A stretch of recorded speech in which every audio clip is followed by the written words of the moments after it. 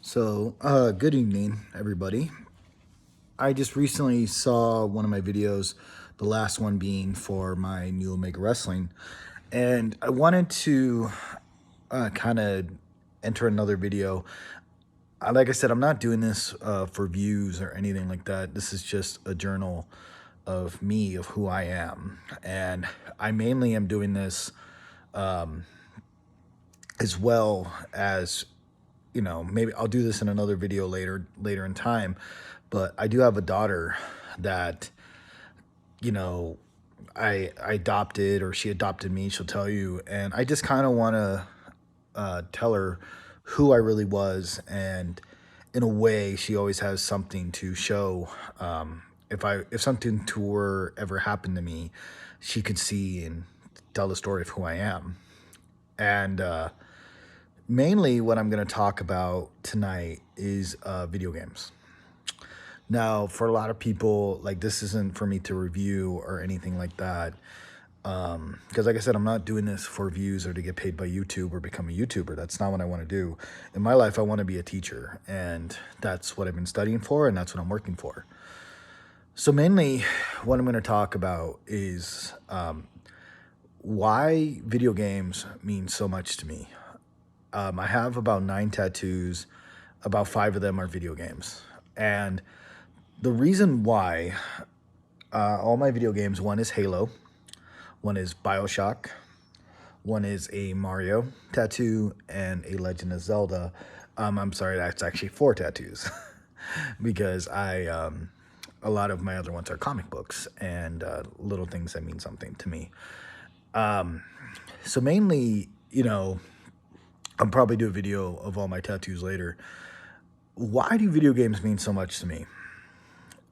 And the main reason that I'm going to say is because video games, for a lot of people, now I know a lot of people now, I don't know. I think it's so weird now that we're now to the point of people don't play them anymore. They more just want to watch other people play them, which I do sometimes, because sometimes there's like I use them as guides because I don't know where to go in the game or something like that. But I think it's kind of weird now that people would rather do that than actually play a video game. And I'm like, what's the point? I mean, it's just it's kind of weird to me. Maybe I'm just old, I guess. I don't know. But so for me, why do I have so many video game tattoos? Like, why would I choose to put images of games on my body and they're going to be on there the rest of my life? Video games honestly helped me not become something worse. And I know a lot of people will say, "Oh, that's BS," because of, people like so many people now want to blame violent video games for a lot of the reasons for people, or a lot of people, like a lot of reasons that teens or young people or even people now act violent. And I personally think that's a load of crap, just because I grew up with Doom and all the Grand Theft Auto and stuff like that, and all these video games for a long, long time. And I never ever wanted, I never ever said, huh, you know what? That sounds like something I want to do. I think it's just I had a great mom who taught me that this is a video game and doing this kind of stuff is wrong to people. So maybe that's why. I really don't know. I just always thought, like, why would I ever do that to somebody? I mean, obviously the person's dead, like in the game. Like that means I can't do that. So that's why I think a lot of it has to do with really crappy parents and really crappy people just not being there for their kids. So the main reason, and I'll try to make this a little shorter because my last video was almost an hour, I guess, and I didn't mean to do that. But so kind of like a history lesson. I'm not going to go into too much detail with this just because I think that's another video that could enter my journal. I had a very abusive father. Very, very abusive. Mentally, physically, psychologically, everything everything you can think of. And my brother, who has passed away, he went to prison multiple times for drugs. And my brother really didn't have an escape. And his escape was drugs. And I'm not talking like some people are like, oh, marijuana. And like, marijuana is nothing. It's not my thing. I mean, I'll never, I haven't smoked it, but it's not that bad. I'm sorry, it's not. I mean, it's, especially now, it's CBD oil has done more stuff to help people health wise than anything else. And that came from marijuana. So, not going to change my mind really on that. But my brother, who was so abused by my dad, and I'm not going to go in detail from that, chose drugs. And he went down that road and he had nowhere else to go. And my sister went to the party craze where she was sneaking out every night, disobeying, and she went crazy party. Now, my brother and my sister are way older than me. When I was born, my sister was in her late teens. My brother was already in his 20s. Um, I really did not know who my brother was because my brother took off to go live the drug life. He had to get away from my dad. And the first time I met my dad my brother was when he was in prison, I think for the second time. And I was about 13 years old and I met him there. That's how I met my brother. I knew that I had a brother, but I never really understood who he was or anything like that. And my brother and my sister are actually my half brother, half sister, same dad, different mom. But so I really didn't know. Now, my dad was so abusive. Like I said, now that my brother was gone, because he would took off running because he didn't want to be around my father, and my brother was doing the drug life. My dad had me when he was a lot older, and my dad decided now it was time to take out his frustrations on me. A lot of the things that he would say was just how, I'm sorry, my dog right here is being ridiculous. He hates when I'm on the phone. So as you can see, he's being very lovey, very chill. uh, that is Chip. He is half corgi, half Jack Russell, little baby. My dad would always say stuff like, "You're a failure. You're a failure because you're my son." My dad would tell me how much of a loser I was. He would always tell me, and this is like a mild version because I think that video is going to be really hard for me. I may have to have a drink or two on camera because I don't like telling that story. But he would always tell me how horrible I was, how much of a POS I was, how bad of a person I was, how much I was always going to fail in life, how I was always going to do things wrong. And my self-esteem was down and the anger was getting worse from him because like I was angry. I didn't know what the heck was going on. I always was mad because I was never good enough for my dad. There's a very dark story too. I'm going to go in more detail in another video. But the one thing I had was video games. Now, of course, I was playing like Genesis and Super Nintendo and the NES, and a lot of those games really didn't mean much to me because I was just like, they're just games. One game changed my life, and it was The Legend of Zelda Ocarina of Time. My self-esteem was so low that I didn't know what else to do. I was in a dark place, and this was I was like maybe sixth, seventh grade. And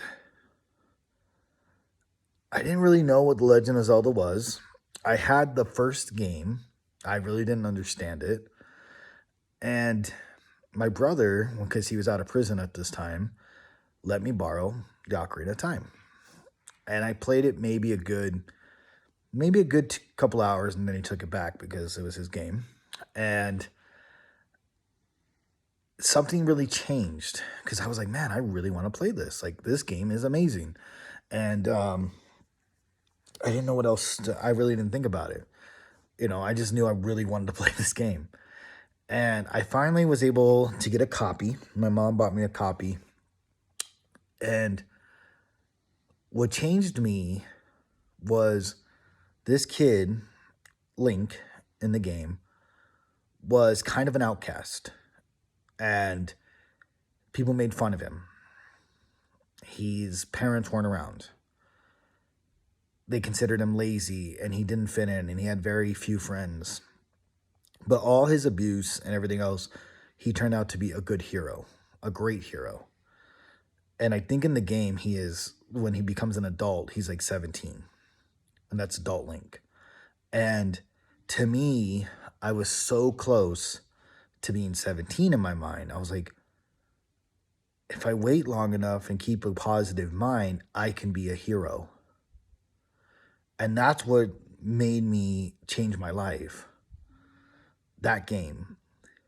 And seeing that through all Link's abuse and all the being labeled and being made fun of and not having anything, if you have a good heart, good intentions, and you always care and do the right thing for people, eventually you will be a hero and you will have your time. And that changed me a lot. That game made me a better person. Because in my mind, after all, just going through all the abuse, I was already at that point. I was thinking about doing drugs. I was thinking about it. I was thinking about going with a different crowd. I was thinking about not doing anything anymore. But The Legend of Zelda, Ocarina of Time, made me want to have a good heart. Made me want to be a better person. Do the right thing always and try to be a hero. That's why I chose corrections in the first time. I actually wanted to be a cop, but I wanted to be a corrections. But before even all that, I wanted to be a teacher because I just wanted to help people. I wanted to help the next generation. And that game changed my life. And each game that has a good hero in it changed me. Mario, a hero. It wasn't the biggest thing, but I loved Mario. The other two games that helped me later in my adult life one was Halo. Master Chief just putting his life on the line and always going to defend his family and the human race and doing the right thing. Now the BioShock one, that one I got for a different reason. I love the BioShock. And this may be unpopular. BioShock 2 is my favorite. A lot of people say, well, BioShock Infinite or BioShock 1. And those are both great. I love both of them. But BioShock 2 is my favorite. And a lot of people will say, why? And there's a couple of meanings to it. But the main meaning was my daughter. In BioShock 2, there's these enemies called the Big Daddies. And the Big Daddies are in charge of the little sisters.